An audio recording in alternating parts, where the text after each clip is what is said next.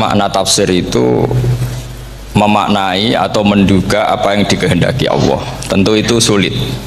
Satu, bahwa faktanya kita sudah tidak bisa komunikasi dengan Allah karena tidak ada wahyu lagi. Sehingga dari kehati-hatian ini pernah suatu saat Abu Bakar ditanya, ma makna abban fi qaulihi ta'ala wa fakihata wa abba.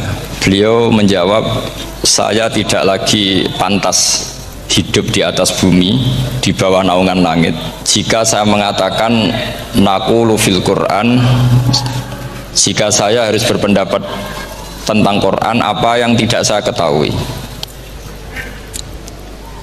Itu kehati-hatian yang dilakukan Sayyidina Abi Bakrin As-Siddiq. Tapi teori ini berbanding paradok, berbanding ekstrim, ketika bahwa Quran itu diturunkan itu sebagai hudan, sebagai petunjuk. Kedua, sebagai bayanan, sebagai penjelas. Dan ini yang saya yakini. Kalau sebagai penjelas, Quran itu harus jelas sekali dan bisa menjelaskan. Dan Quran mensifati dirinya wal kitabil mubin, demi kitab yang memberi penjelasan. Sehingga dari sudut ini orang kafir pun mungkin memahami Qurannya. Dan menurut saya orang kafir pun bisa paham Quran. Kalau Ahok itu melintir Quran, tidak memahami Quran, paham? Senok harganya itu melintir Quran tapi tidak memahami Quran. Tapi bahwa Quran itu bisa difahami orang kafir itu ya. Logikanya gampang begini, kata Imam Syafi'i dalam kitab Ar-Risalah. Ketika Quran turun, itu pendengarnya itu udah ada yang muslim, belum ada santri Kewagian, nggak ada santri Lirboyo, udah ada santri Sarang. Pendengarnya itu non muslim. Nah ini sampai nangen-nangen, ketika Quran turun tuh pendengarnya muslim atau non muslim? Non muslim. Andai kan Quran itu turun tidak difahami orang kafir, maka lalu objeknya siapa, sasarannya siapa? Nah sebab itu akan aneh kalau kita yang mondok misalnya ngaji Edkon, ngaji Alfiyah, ngaji Ulumul Quran apa saja, kemudian Anda tidak paham Quran, padahal orang kafir saja bisa paham. Nah ini tantangan bagi kita. Sing kafir wis iso paham Quran, masa kita santri tidak paham Quran. Makanya begini, di antara awal-awal periode Makkiyah ada surat disebut Qul ya ayyuhal kafirun. Katakan Muhammad ya ayyuhal kafirun.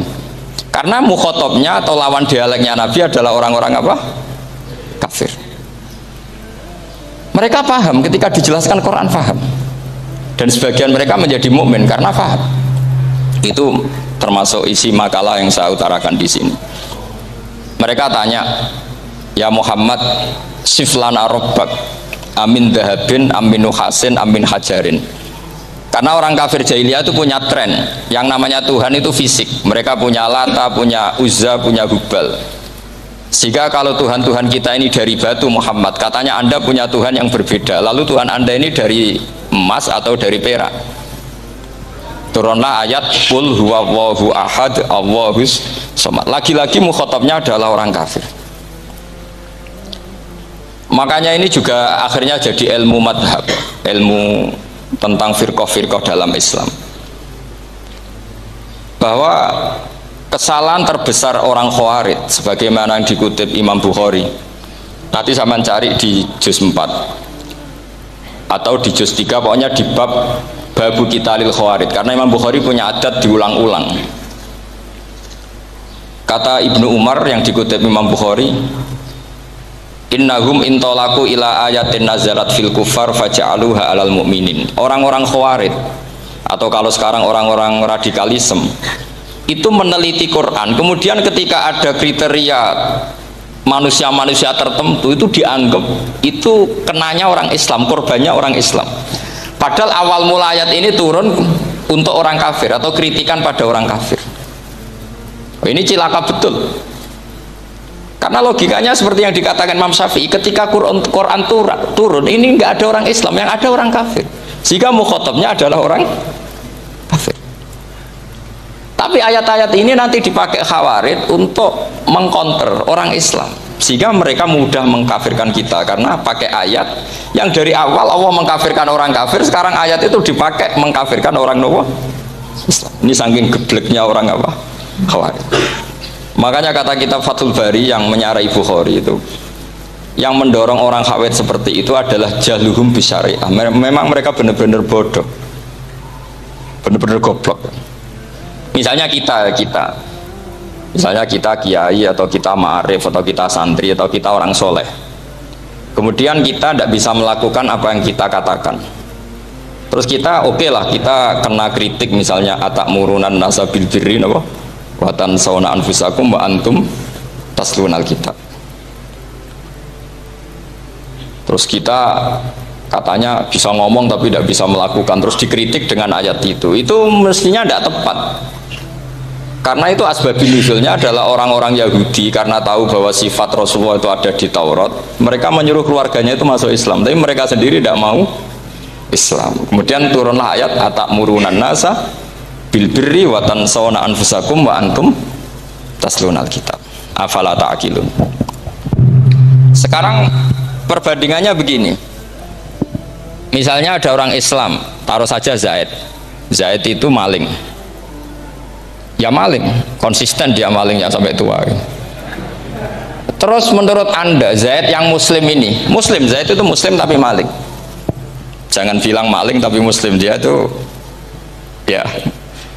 Kemudian Zaid bilang ke anaknya, "Cung, kowe aja dadi maling, dadi santri sing soleh, sing maling bapak tok." Nggak, ini menurut analisis usul fikih, ngomongnya Zaid itu benar apa salah? Benar kan? Nasihatnya ya benar, ngomongnya juga benar. Kamu tidak bisa ngeritik Zaid, kamu bisa ngomong tapi tidak bisa melakukan, tidak bisa. Fa'innal amro bil ma'ruf wajib, wal qawla bil ma'ruf ya wajib, wal qawla bil haqqi ya wajib. Jadi itu hal yang berbeda. Misalnya fa'innal amro bil ma'rufi wajibun, memerintahkan barang baik itu baik. Wa innal qawla bil haqqi ya wajib, mengatakan yang hak itu ya wajib. Berarti Zaid tetap kena khitab, kamu harus nasihati anak secara benar, kamu juga harus ngomong hukum secara benar. Lalu ketika Zaid ngomong hukum secara benar, "Cung ojo maling, maling ku dosa. Cung ojo nerusno profesine bapak maling, maling itu tidak benar." Dia berarti sudah melakukan dua kebenaran, yaitu ngomongnya benar, nasihatnya benar. Dia salah, perilakunya tetap maling. Tapi jangan karena dia maling lalu omongannya nggak salah juga, berarti salahnya malah tiga. Makanya ini pentingnya ngaji sama ulama, sama ahli usul fikih. Jadi tidak bisa dicampur adukkan. Zaid gagal dalam perilaku, tapi jangan gagal lagi di nasihat. Nanti kalau dia tidak nasihati, maka anaknya terus maling, alasannya niru bapaknya. Karena bapaknya kalau mau nasihati nanti disemprit sama santri-santri, "Pak, sama ora nasihati anak ora sama maling, sama dewe maling." Oh, tidak bisa cara usul fikih. Itu malah yudroku kulluh, la yudroku napa? Kulluh, atau bahasa populernya al-maisur la yasqutu bil ma'sur. Misalnya kita sebagai kiai hanya bisa takrib, hanya bisa jurumnya. Apa yang muda Fathul Mu'in si abote, bulet, maknanya bulet. Kamu tidak boleh ngomong gini, "Cung, kowe sebagai muridku kudu nurut aku. Nak gurumu goblok tok takrib, kowe tok takrib wae. Gak oleh ngelangkai guru, gak sopan gitu misalnya." Gak boleh gitu. Tetap kita ngomong, "Cung, kowe aja koyok aku. Kowe kudu alim Fathul Mu'in, alim Fathul Wahhab." Sama tidak bisa protes, Pak Guru sendiri tidak bisa. Kebenaran tetap sebagai kebenaran, meskipun kita tidak kuat melakukan atau tidak bisa melakukan. Lagi-lagi ayat itu sebenarnya ada untuk kita, untuk orang Yahudi, atakmurunan nasa bil birri wa tansawna anfusakum wa antum taslunal kitab. Sebab itu istidlal dengan Quran itu memang resikonya tinggi kalau tidak bagi mutabakhir, karena ya itu tadi, ini harus ada pengetahuan yang luas tentang asbabun nuzul, tentang kriteria. Nah, kalau terpaksa, saya katakan terpaksa, kalau terpaksa kita itibar itu boleh, tapi itu terpaksa. Bahwa Allah mengkritik orang yang bisa ngomong tapi tidak bisa melakukan. Tapi itu secara usul fikih itu runyam. Teori ini runyam sekali, fatal. Sama lihat tuh di kitab Bajuri atau di kitab-kitab fikih yang lain. Ketika Shahibil Burdah atau Shahibil Bur'ah itu yang Imam Busiri itu, Muhammad bin Busiri itu. Niku salah nama tapi kadung populer. Jadi sebetulnya Imam Busiri itu Shahibil Bur'ah, bukan Shahibil Burdah, tapi kadung terkenal Burdah, kita ikut-ikutan apa? Burdah. Imam Busiri itu ngeluh, saya ini orang yang banyak kesalahan. Di antara salah saya adalah saya bisa ngomong tapi tidak bisa melakukan. Yaitu saya ngomong misalnya orang supaya tahajud, saya tidak tahajud. Saya ngomong orang supaya sholat sunat, saya nggak pernah sholat sunat. Itu sarahnya itu yang menyarai itu kan Imam Bajuri itu yang sarah Burdah. Itu mengkritik begini. Kalau Anda ngendikan itu fi ma'radi dzammin nafsi, yaitu dalam konteks Anda mengkritik diri sendiri, oke. Tapi omongan Anda salah. Karena secara usul fikih fatal. Fatalnya begini. Misalnya saya nggak pernah tahajud. Ya mungkin itu nyata. Mungkin itu nyata. Apakah kemudian saya tidak boleh mengatakan at-tahajjudu sunnatun? Apa saya diwajibkan diam hanya karena saya tidak pernah tahajud, terus saya seorang kiai yang haram mengatakan at-tahajjud sunnatun? Saya harus tetap mengatakan kalau tahajud itu sunnah. Saya kalau punya santri terus saya bilang, "Cung, napas nganggur yo tahajud itu sunat." Karena mengatakan kebaikan pasti bagian dari kebaikan itu sendiri. Makanya kata Imam Bajuri, "Fakaifa yakunul amru bil ma'rufi mazmuman." Bagaimana mungkin sesuatu yang jelas baik karena memerintahkan kebaikan mazmuman menjadi sesuatu yang tercela hanya karena yang mengatakan tidak melakukan. Fa innal fi'la ya amrun wal hukmu ya amrun akhar. Itu beda.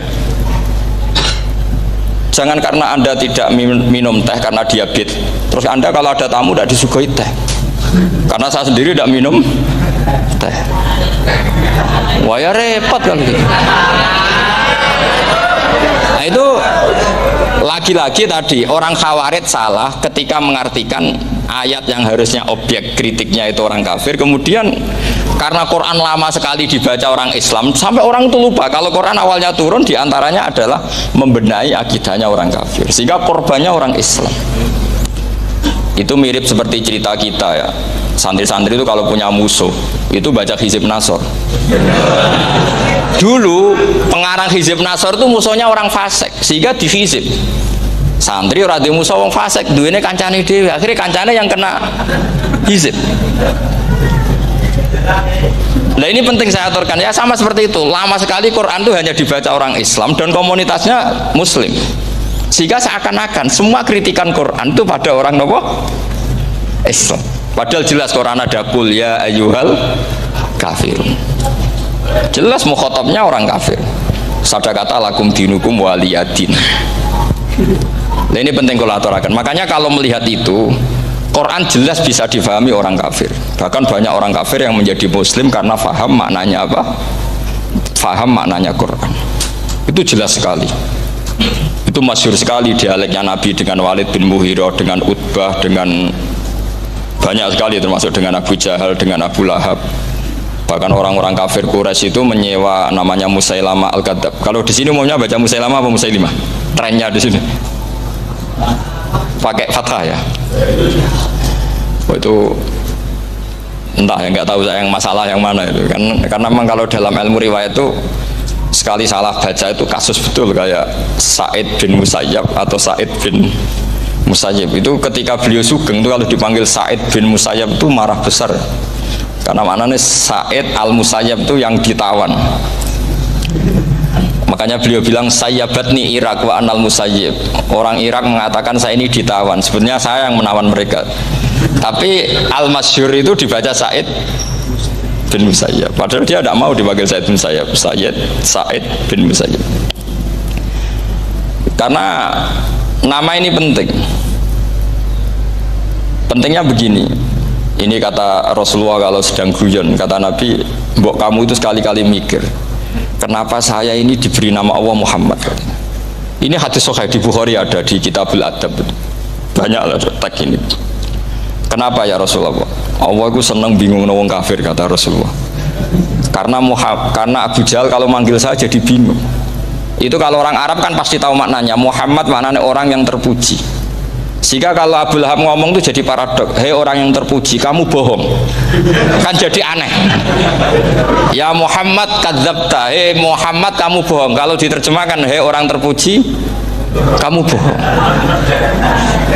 Nah, itu akhirnya sahabat tertawa-tawa. Karena cek pinter ya pangeran milih nama kamu ya Rasulullah. Karena ini bingungkan musuh gitu. Makanya kalau kamu udah anak kiai itu anak kamu panggil namakan saja Agus. Pasti satu pondok manggil Gus semua. Nah, itu aman itu. Oh itu boh yang nggak seneng tetap panggil Gus.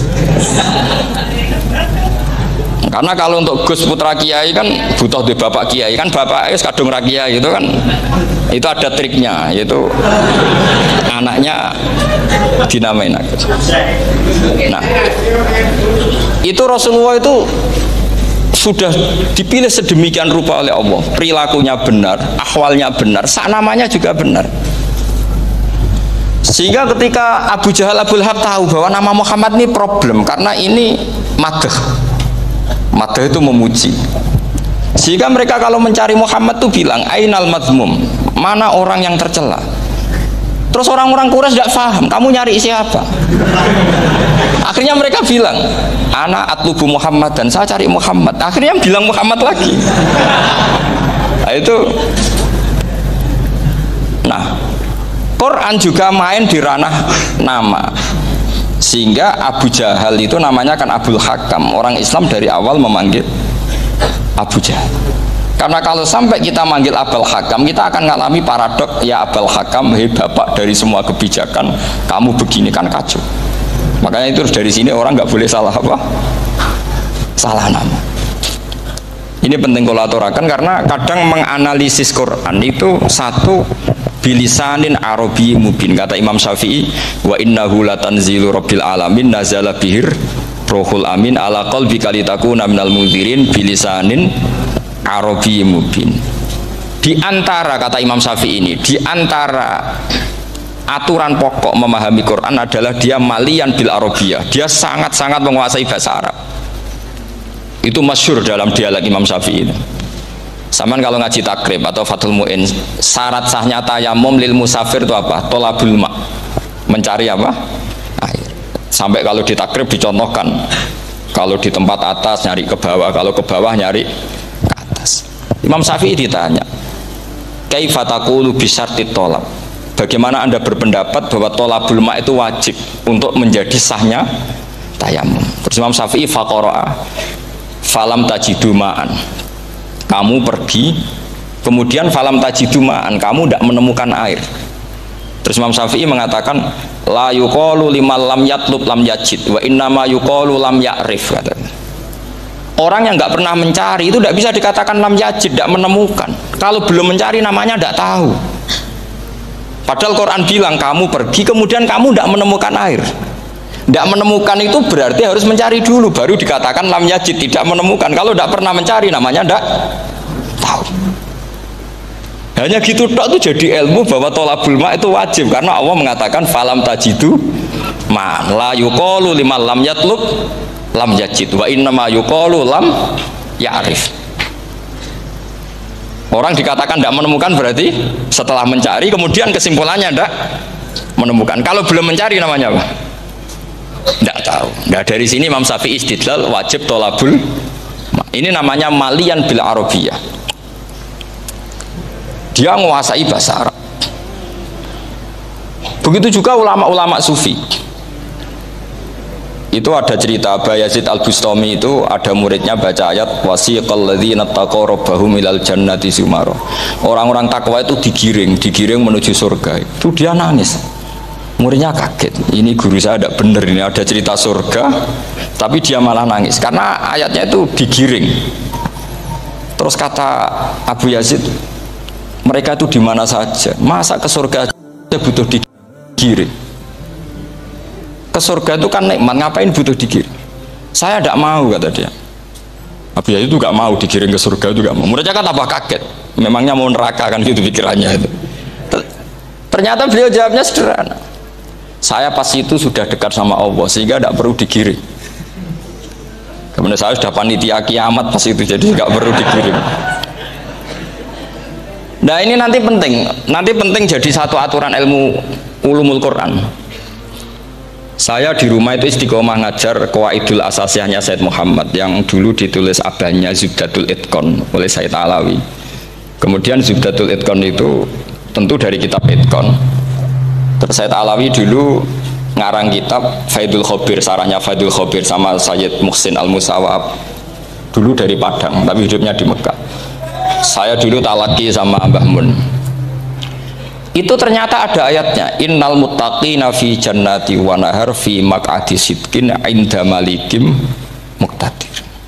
Sekarang sampean saya tanya, menurut anda semua orang kena hisab enggak? Enggak, sampean jawab saja. Menurut anda ketika di mahsyar semua orang kena hisab apa enggak?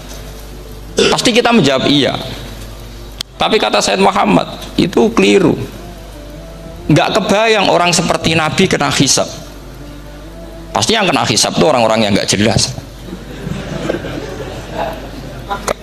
Nah, misalnya Nabi jelas baiknya, harusnya ya langsung nggak kena hisab. Karena nggak mungkin seorang saksi kok diaudit, nggak mungkin. Lo saksi itu di pengadilan kan nggak tersangka, nggak terdakwa, dia tidak boleh diintervensi oleh hakim. Nah, Rasulullah ketika kiamat, ketika fil mahsyar, fi faslil qada itu jelas, fa kaifa idza ji'na min kulli ummatin bisyahidi wa ji'na bika ala haula'i syahida. Rasulullah sudah dekat Allah, pas mahsyar itu ada Allah, ada Rasulullah, ada Jibril. Kemudian Nabi itu mengidentifikasi. Ditanya sama Allah, bener mat ini umatmu? Ya, niki umatmu ya. Kalau yang nggak jelas ya Nabi lama jawabnya. Makanya kamu jangan jadi orang nggak jelas. Nah, itu kalau sekali nggak jelas itu Nabi lama sekali jawab. Nah, artinya begini, yang kena hisab itu meskipun kata Said Muhammad, meskipun Dhahirul Quran itu menetapkan asbata umumal hisab, tapi zahirnya Quran yang sama juga menafikan hisab. Itu karena nggak mungkin, nggak kebayang kita malaikat berani menghisab afdalul khalqi. Sama bisa bayangkan malaikat mengaudit Rasulullah SAW, ahabbal khalqi ilallah, kepen cilaka mencet ya. Wong jejer Allah kabeh dinten audit sudah indah. Fa kaifa idza ji'na min kulli ummatin bisyahidi wa ji'na bika ala haula'i syahida. Lalu mungkar nakir juga sama. Sampean bisa bayangkan mungkar nakir tanya Nabi Muhammad, tesnya susah karena kalau Rasulullah terus ditanya waman nabiyuka, wah itu kan bisa kiamat itu.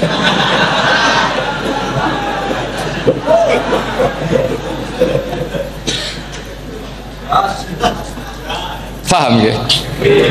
Makanya kata Said Muhammad, ini kan teman-teman tanya, piye carane alim tafsirnya saja, sarannya satu hafal Quran, dua hafal Sahih Muslim, tiga semua orang sudah mati, tinggal kamu yang alim. Itu mesti aman itu. Nah kalau sampean tanya saya, apa buktinya Gus kalau orang tertentu tidak kena hisab? Ya buktinya tadi, misalnya innalladzina qalu rabbuna Allahu tsummas taqamu tatanazzalu alaihimul malaikatu alla takhafu wala tahzanu wa absyiru. Mungkar nakir adalah malaikat penakut, membawa ketakutan. Sementara para wali ini jelas malaikat kena konstitusi, malaikat harus mengatakan ke para wali alla takhafu wala tahzanu. Padahal Nabi tentu sayyidul auli. Para wali saja malaikat kena aturan, kamu harus bilang alla takhafu wala tahzanu wa absyiru. Hei para wali, kamu jangan susah, jangan gentar, kamu harus gembira. Kamu bisa bayangkan misalnya mungkar nakir bawa godok, kata orang kalau dipukul ajul sak walang-walang. Kemudian kamu bayangkan Syekh Abdul Qadir ngalami itu, Abdul Hasan Asyadali ngalami itu, Abu Yazid Al-Bustami. Kalau itu ngalami gitu semua, ngapain kita jadikan mursyid? Kan sama nasibnya dengan kita. Nah, Zahirul Quran mengatakan asbatal hisabah, Tapi zahirul Quran di ayat yang lain lam yusbit al hisab. Makanya tadi umumul Quran juga ditaksis dengan muqayyid, yang mutlak ditaksis dengan yang muqayyad, yang mujmal ya sama seperti itu, aturannya seperti itu, ditafsir sama yang mufassal. Sama orang kafir yang jelas, sampean bisa bayangkan malaikat ngaudit Fir'aun, cek kurang penggawean nih, jelas eleke kok di audit. Misalnya Abu Lahab diaudit, oh malaikatnya celaka mencet. Berarti dia gak percaya sama pernyataan Tuhan, tabat yada abi lahabim. Malaikat kok ngaudit Abu Lahab, mungkin Gusti kula ceke nak menawi wonten nabi ki lho ki ora tau ngaji Quran tapi wong ayate tabat yada kok cek di cek. Nah, yang seperti ini masuknya kategori ulaikal ladzina, sateruse mereka yang kafir bi ayati rabbihim wa liqaihi fahabitos a'maluhum fala nuqimu lahum yaumal qiyamati wasna. Jadi ada orang-orang kafir yang jelas kena aturan fala nuqimu lahum yaumal qiyamati wasna. Jelas kafirnya ya gak kena hisab, yang jelas nabinya, jelas wasinya juga gak kena hisab. Yang kena kita di tengah-tengah. Tapi ilmu itu ikut mainstream karena semua orang bilang ada hisab ya kita ikut-ikutan bilang, ya sudah gitu saja. Tapi kalau aslinya rapati percaya. Umumnya uang karena mati ditalkin ya kita melok-melokan nalkin. Tapi kalau kadang ya gak kebayang.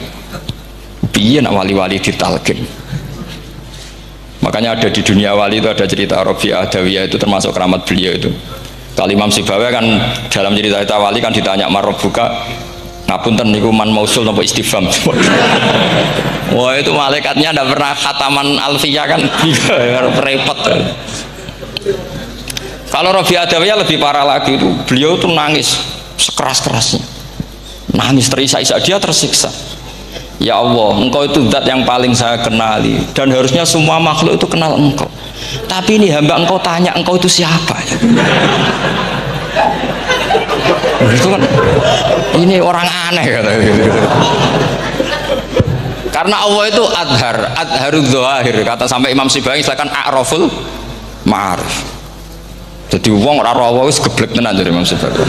Imam Sibawi kan atas nama dia pakar nahwu pertama mengatakan domir paling makrifat di antara 6 isim makrifat, paling makrifat itu domir. Tapi meskipun gitu a'raful ma'arif Allah, yang paling makrifat dari sekian isim makrifat itu Allah. Artinya satu nama yang orang harus kenal semua.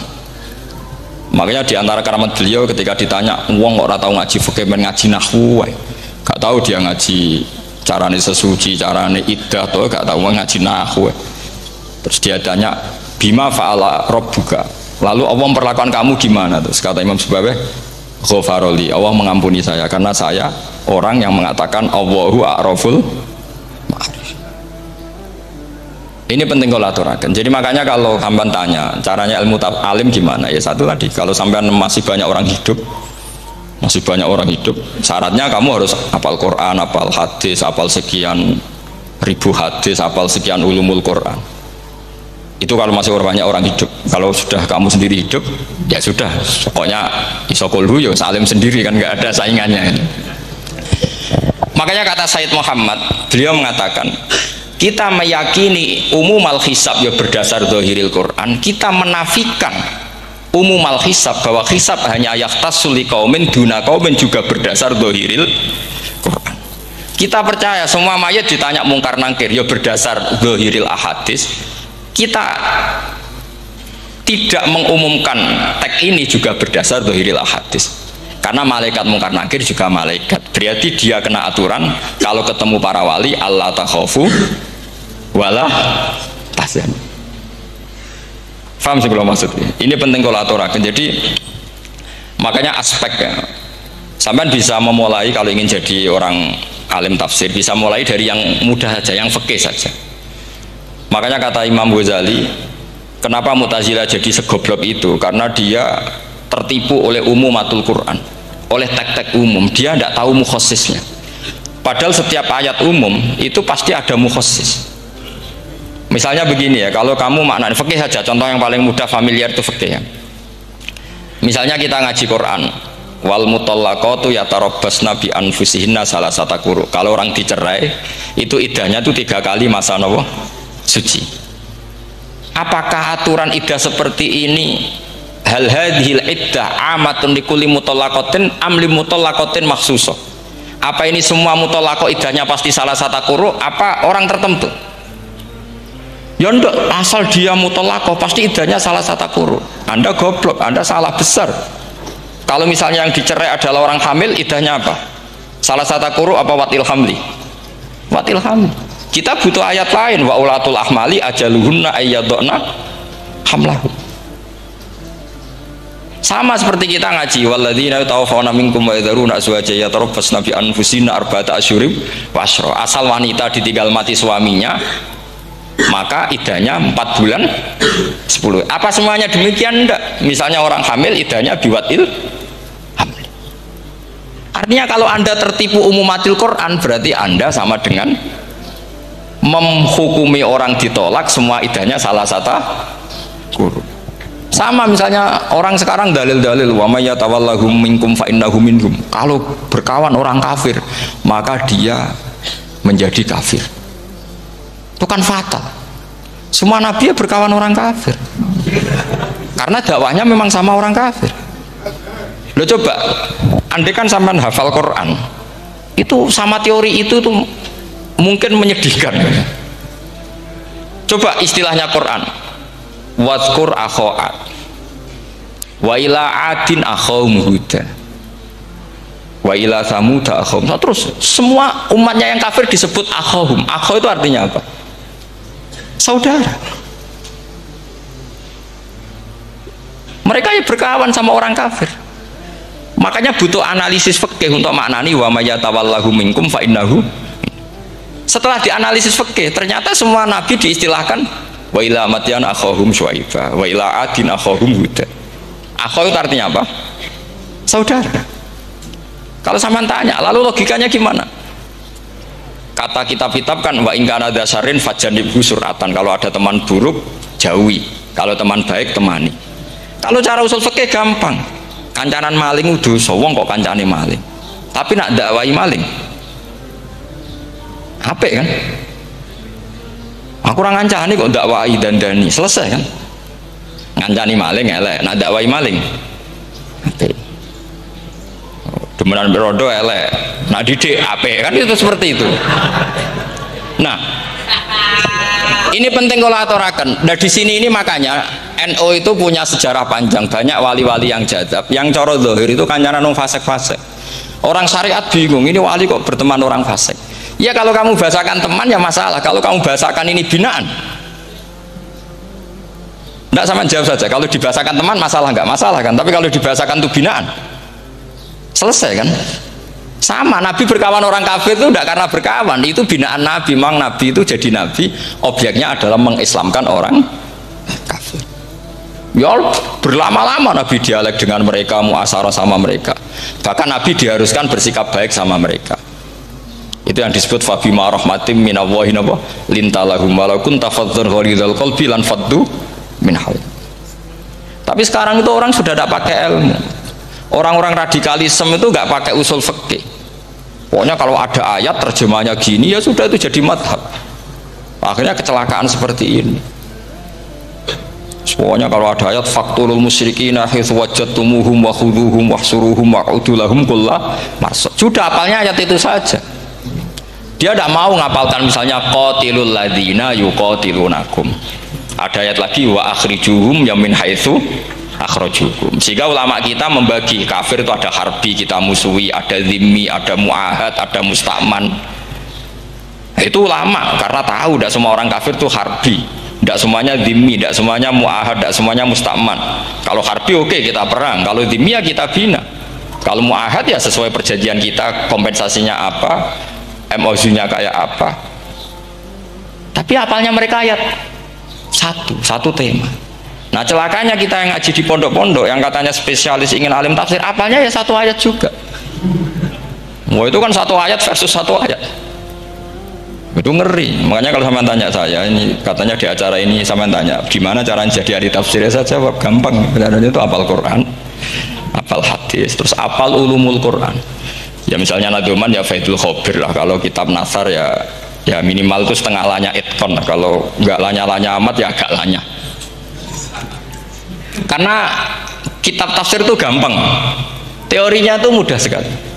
Misalnya al-ibratu bi umumil lafzi la bi khususis sabab, itu sama dengan kayak kaidah fikih. Karena kalau kaidah fikih itu, saya itu pernah dibisui kiai itu, ini kisah nyata itu, dibisui kiai itu pas basul masail. Dulu saya itu masih sering mau basul masail. Ini mun pensiun mun boten niku mun. Dulu saya dengan Gus Zofur putrane Mbah Mun itu sering makili Pondok Anwar basul masail fikih. Tapi tidak tahu ceritanya, Gus Zofur jadi dokter tafsir, saya juga kok tahu-tahu menekuni tafsir. Lama-lama orang itu lupa status saya yang fakih ya. Makanya saya itu ya kadang eman gitu, karena ini status penting juga. Tapi status fikih itu kadang memang menyesatkan. Karena begini, itu dulu pernah ada basul masail itu begini. Ini kisah nyata ini. Ada desainer baju putri, untuk putri, anak putri. Kemudian desainer itu menciptakan satu celana pendek misalnya, atau celana seperempat. Dengan desain ini pasti kalau dipakai itu auratnya itu kelihatan. Bagaimana hukumnya desainer ini? Apa termasuk mimman sarro'a as-sayyi'ata? Karena terjadi kasfil aurat. Apa enggak? Rata-rata kalau kiai yang khusuk-khusuk, yang sepuh-sepuh, desainernya dosa. Gara-gara tren pakaian ini wong wedok buka aurat. Tapi saat kiai-kiai alim yang muda-muda, entah saking belingnya, entah saking pinternya, tidak tahu. Bilang begini, Pak Yai, yang didesain apa? Ya celana itu. Lalu celana itu fungsinya nutupi apa buka aurat? Ya nutupi. Lu kan lumayan urun nutupi. Kalau haram ya dicopot. Lu kan malah parah itu. Bingung kayak gini. Sampai bilang gini kan. Wah semanis. Itu kan makanya ini guyon ilmiah. Repotnya ngadepi orang alim muda itu kan mbok gedhingi ku ilmiah, mbok senengi fasik.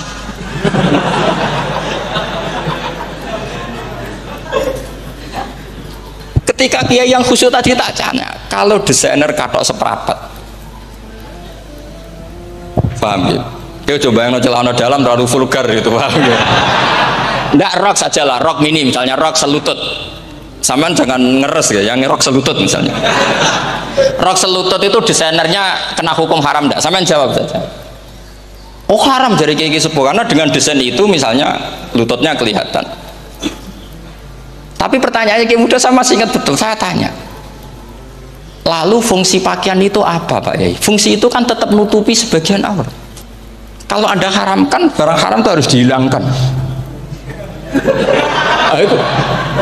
Sampai kiai itu setelah acara itu manggil saya, Gus, kalau ngakoni jenengan alim tapi kiai podo repoti. Podo repoti itu nak dalam itu kan terus itu ada perumusan di redaksi keputusan yang dijual itu, yang masail fikihnya kan terus diputuskan, dibukukan.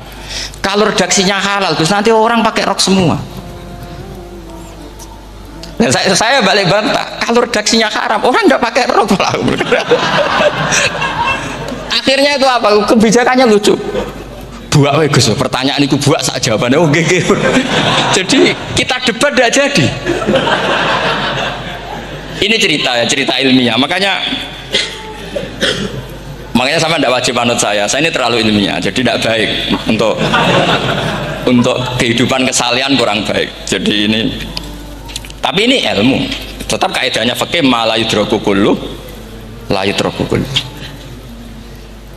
Jangan kalau tidak bisa nutupi aurat semua, lalu jangan sama sekali.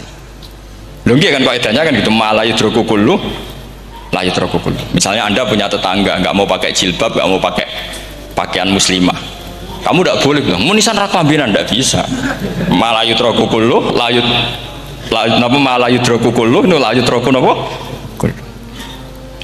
Makanya ini kita harus hati-hati. Nah bayangkan sekarang orang meneliti Quran itu yutraku kullu. Mestinya kalau Anda meneliti radikalisme, ayat yang terkait radikalisme diteliti semua. Ternyata di surat Taubat yang disebut suratus Saif, yang bahkan haram baca bismillah, itu ada ayat wa in ahadum minal musyrikin nastajaraka fa'ajirhu hatta yasma'a kalam Allah summa ablighu ma'mana. Muhammad, kalau ada orang kafir mau belajar Quran sama kamu, ya harus kamu pelajari hatta yasma'a kalam Allah. Setelah mereka mau belajar, ya ablighu ma'mana summa ablighu ma'mana, kamu harus menjamin keamanan dia. Itu di surat Taubat, termasuk akhiru suratin nazalat, gak mungkin terjadi mansuh. Tapi orang-orang ekstremis selalu pakai faqtulul musyrikin haitsu, apalan itu terus. Yang orang liberal yang menaparin la ikraha fiddin. Ya sudah seperti itu. Sing orang-orang ora tegas, ora tau nahi mungkar, ya ma arsalnaka ila rahmatan lil alamin. Ngono terus. Yang kelompok tukang nahi mungkar ya ayatnya amen nahi. Saya tuh heran, kenapa mereka punya masalah dengan hafalan kayaknya. Kenapa sih hafalannya kok pedot itu? Kita yang hafal semua bingung jadi. Jadi akhirnya kita yang pinter anut sing goblok, karena saya tuh pernah loh debat sama orang salaf, debat gitu. Setelah saya mengutarakan sekian hadis, ada tuh Pak hadis tuh, waduh, harusnya kamu ngaji saya, ada debat tuh yang level. Kalau nggak level tuh nggak boleh katanya. Itu kan ngeri. Makanya ini penting ya, kalau sampean tanya ingin jadi alim tafsir, ya harus hafal Quran semua. Kalau tidak mungkin yang nunggu orang semua mati baru Anda jadi ahli tafsir, karena tidak ada musuhnya. Tapi saya pastikan orang kafir pun bisa memahami Quran, yaitu tadi hatta yasma'ah kalam Allah. Sayyidina Umar tuh masuk Islam tuh gara-gara dengar adiknya baca Toha, ma anzalna alikal qur'ana litashqa illa tadhkiratal liman yakhsha tanzilam mimman khalaqal arda was samawati ula ar-rahmanu alal arsis tawa. Itu dia ma huwa bikalamil basar, tidak mungkin seperti ini karangan manusia, itu tidak mungkin. Akhirnya dia Islam. Banyak orang Islam karena diperdengarkan Quran, karena memang notnya sudah unik, makna kualitasnya juga sudah unik, semuanya itu unik, indah. Sampai sekarang pun orang kafir itu orang paling tahu Quran. Makanya Allah mensifati orang kafir itu hasadam min indi anfusihim min ba'di ma tabayyana lahumul haq. Sekarang sama saya tanya, orang sing tabayyana lahumul haq itu orang paham apa orang tidak paham? Mereka orang kafir itu mengingkari Quran, padahal min ba'di ma tabayyana lahumul haq, setelah kebenaran nyata bagi mereka.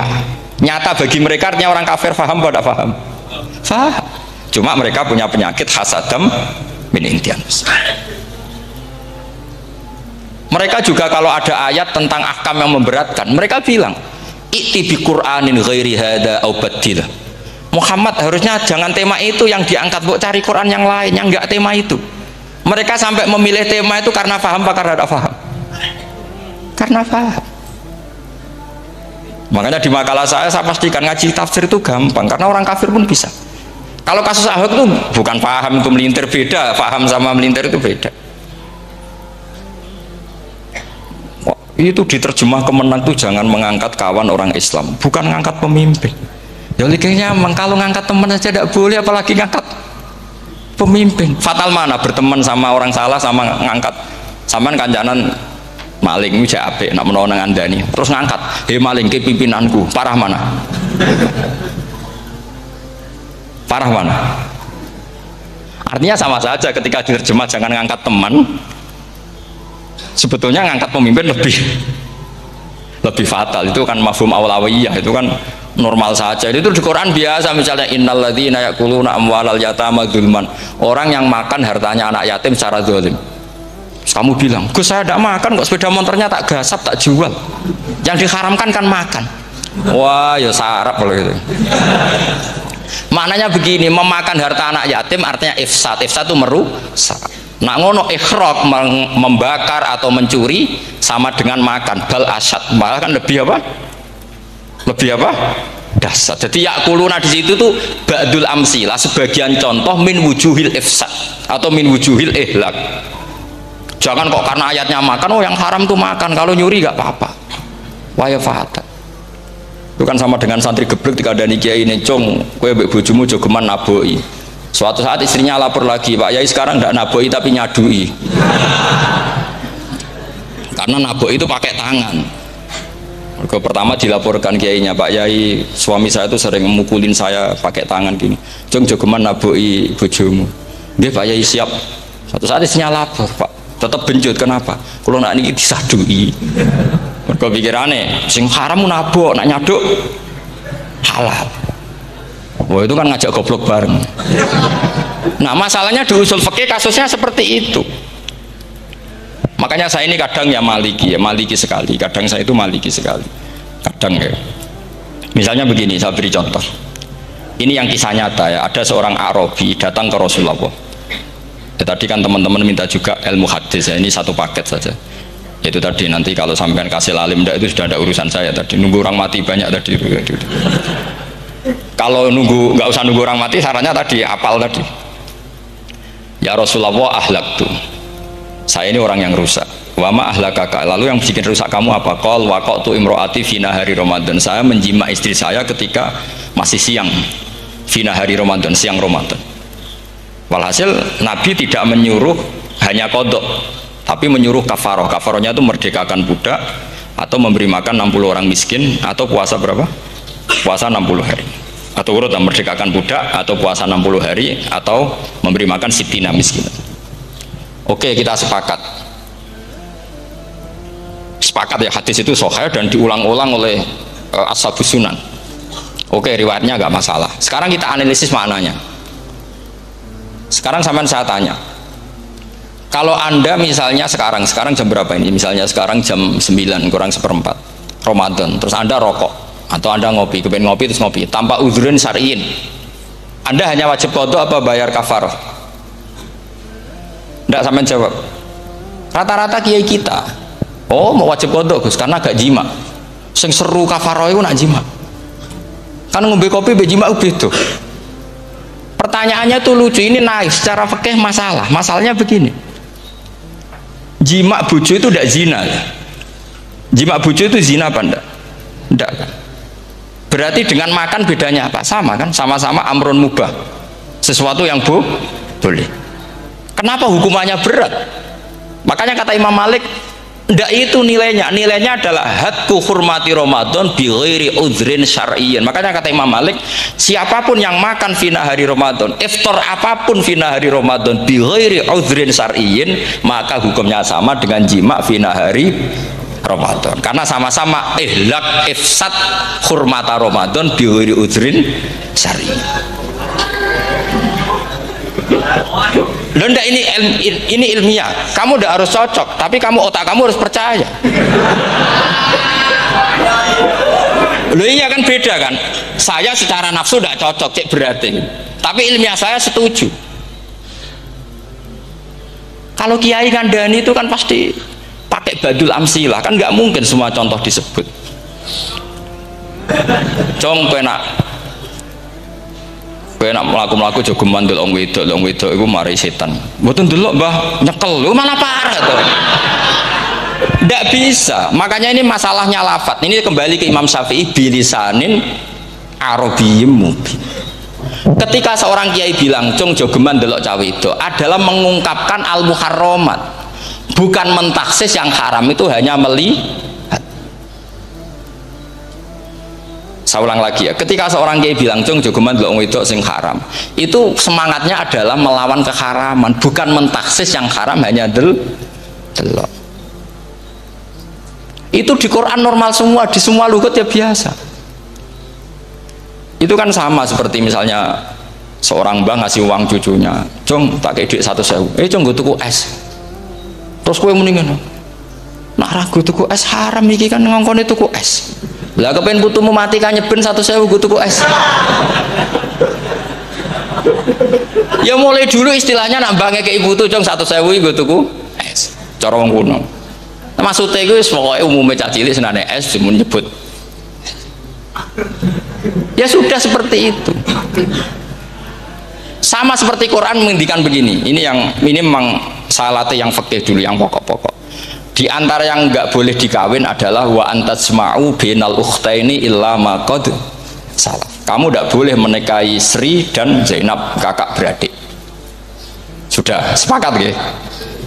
fi nikahin wahid, nggak boleh al jam'u bainal ukhtain. Jadi mbaknya kamu kawin, adiknya kamu kawin fi nikahin wahid. Tapi nak ngeduni boleh, berarti kan dengan waktu yang berbeda. Quran hanya menyebut itu. Kemudian Rasulullah zaman Sugeng itu hanya nambahi wala bainal mar'ati wa ammatiha wala bainal mar'ati wa kholatiha, juga nggak boleh menikahi ponaan plus buliknya, baik bulik dari bapak yaitu ammah maupun bulik dari ibu disebut apa? Kholah. Kemudian ulama fikih merasa ada yang kurang, ditambahi lagi. Dua perempuan yang andekan yang satu itu lelaki kok haram nikah, berarti haram jam'u fi nikahin wahid. Misalnya cucu rabibahnya boleh enggak? Enggak boleh kan? Berarti kalau sampai ngumpulkan cucu dan bahnya fi nikahin wahid juga enggak boleh. Tapi orang yang waras itu tidak akan nyalahkan Quran ketika tidak lengkap. Wa antasma'u bainal ukhtain ila ma qad sal, ini tidak lengkap. Yang haram kan tidak hanya jam'u bainal ukhtain, termasuk mengumpulkan cucu dan banyak, karena Quran nggak mau dengan logika tidak waras itu, tidak mau. Taruh saja orang itu rata-rata mbahnya kan umur 70 tahun, cucunya umur 17 tahun, kebayang nggak kamu nikahi sehingga adik kan boleh bareng, pasti kamu milih bareng. Makanya Quran hanya bakas wa antas mau final ukhtain, karena yang mungkin masih menggugah selera itu dua. Tapi kalau cucu sama mbahnya itu, kalau ada yang masih selera kan ya sarap itu.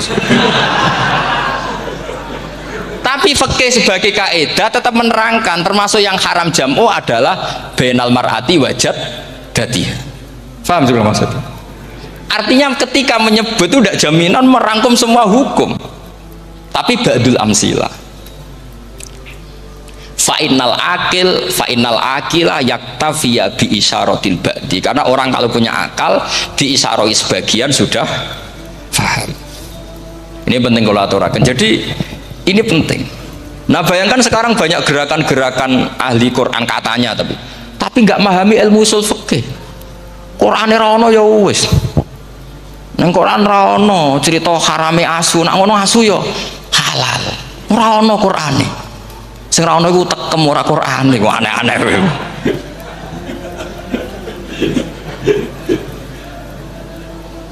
Itu kan sama. Terus sampean misalnya tadi jam 09.00 Ramadan tambah uzurin syariyin terus mangan mie rokokan, itu kan melecehkan Ramadan binguri uzurin syariyin, karena melecehkan hurmata Ramadan kena sanksi separah itu. Jangan kamu terus bilang tapi Nabi hanya bilang masalah jima finari Ramadan. Jima istri itu hukumnya itu tidak zina, hukumnya itu mubah, sama dengan makan.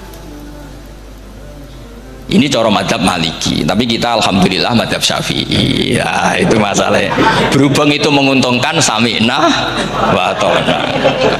Nah, itu. Tapi saya sendiri dalam konteks ini, saya itu ya sangat-sangat Syafi'iyah, sangat-sangat Syafi'iyah. Dalam banyak hal sangat-sangat Syafi'iyah. Tapi dalam banyak hal kadang-kadang saya ya Maliki. Nah, itu kan kalau sama tanya kenapa gitu, ya hikmahnya baca banyak saja. Karena yang Syafi'i itu ya karena bacanya hanya Syafi'i, itu bukan fanatik, itu keterbatasan. Itu beda, ada itu namanya nggak fanatik, itu keterbatasan. Itu beda sekali. Jadi kita harus ngaji yang banyak. Saya itu termasuk utang ya sama Imam Syafi'i itu baca kitab Ar-Risalah. Itu kitab yang kadang satu ulama baca sampai 500 kali.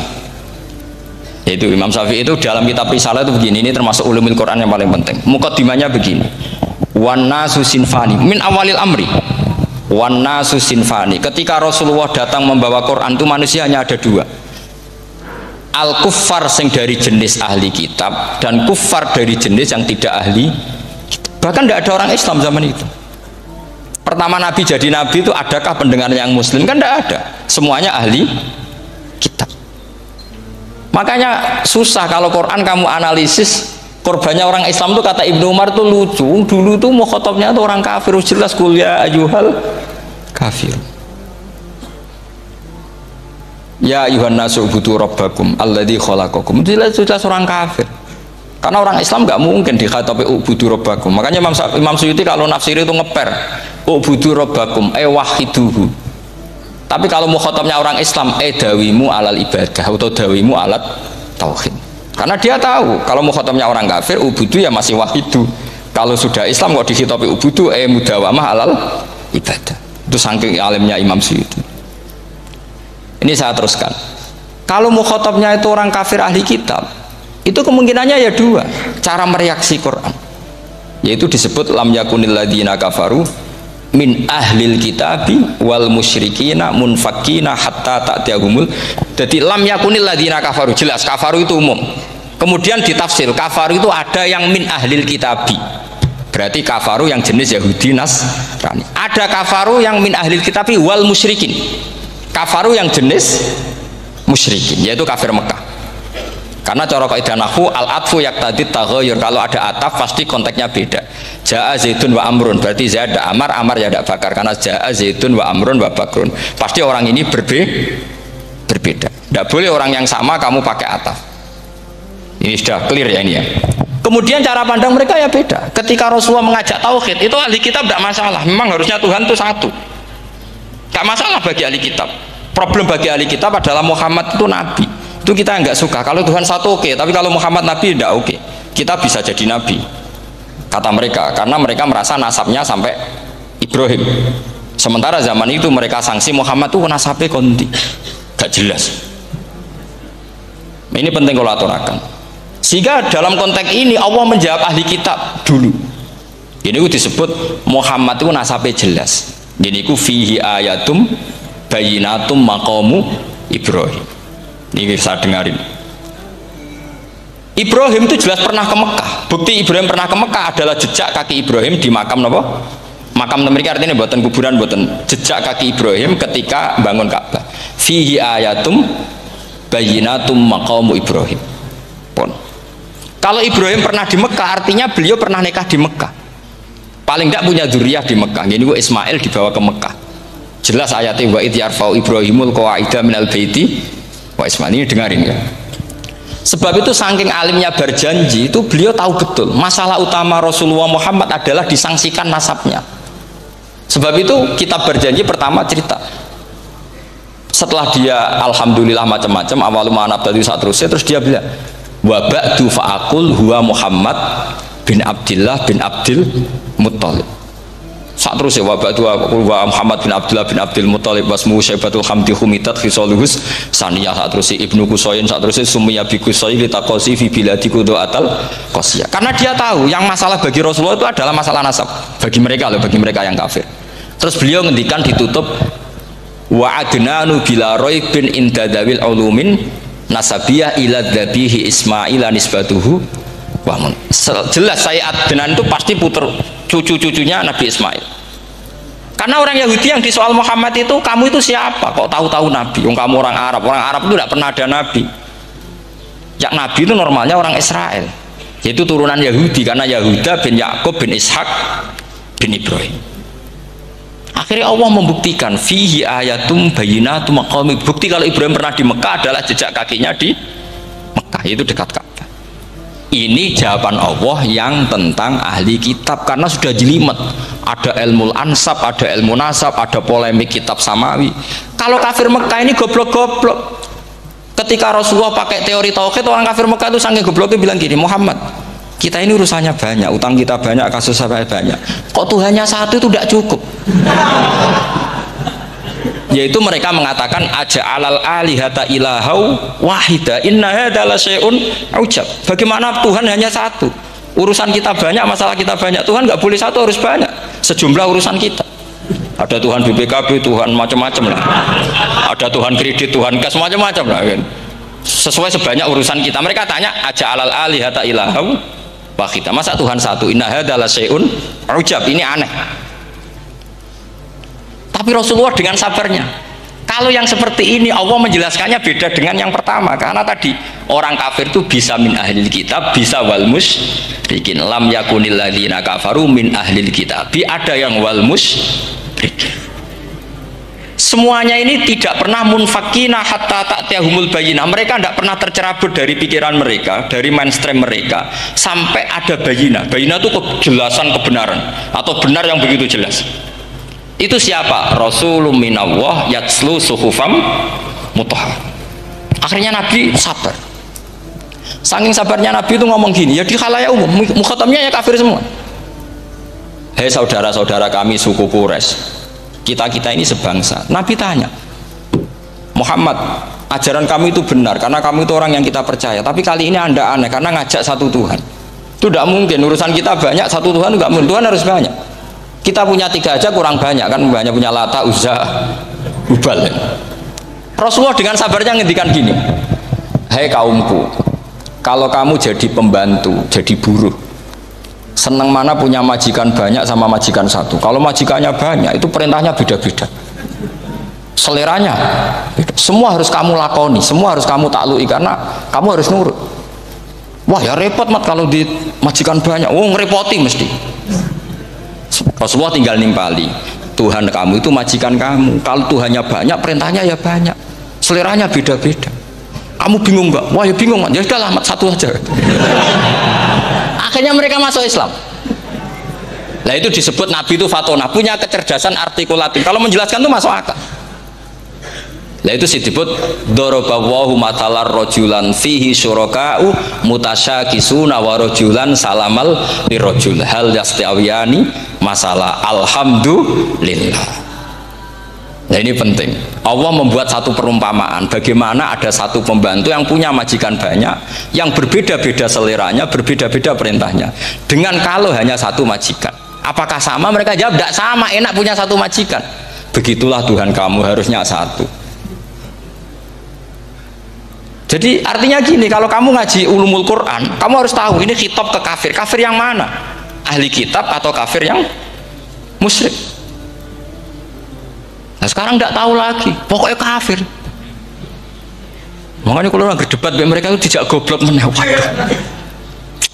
Makanya sama tidak usah ketularan goblok, sing pun gimpun sing goblok itu rasa ditambahi mun kathah dan ini pun. Ya karena kita ngaji jelas Qur'annya kan lam yakunil ladzina kafaru, itu masih ada min lil bayaniyah atau min li bayanil jinsi. Kafaru itu sopo? Siji min ahlil kitab, 2 kafaru sing wal musyrikin. Dua-duanya tidak pernah munfakina hatta ta'tiyahumul bayinah. Mereka tidak akan tercerabut dari pikirannya sehingga ada bayinah. Bayinah itu siapa? Rasulun minallah yatslu sufam. Nah, ketika Nabi menjelaskan asal usul nasabnya bahwa Sayyid Adnan itu ila Ismail, Ismail jelas putra Nabi Ibrahim, mereka terus baru iman karena ada fihi ayatum bayinatum maqamun apa? Ibrahim. Ya jadi saya kira demikian, nanti kan akhirnya jam itu teman.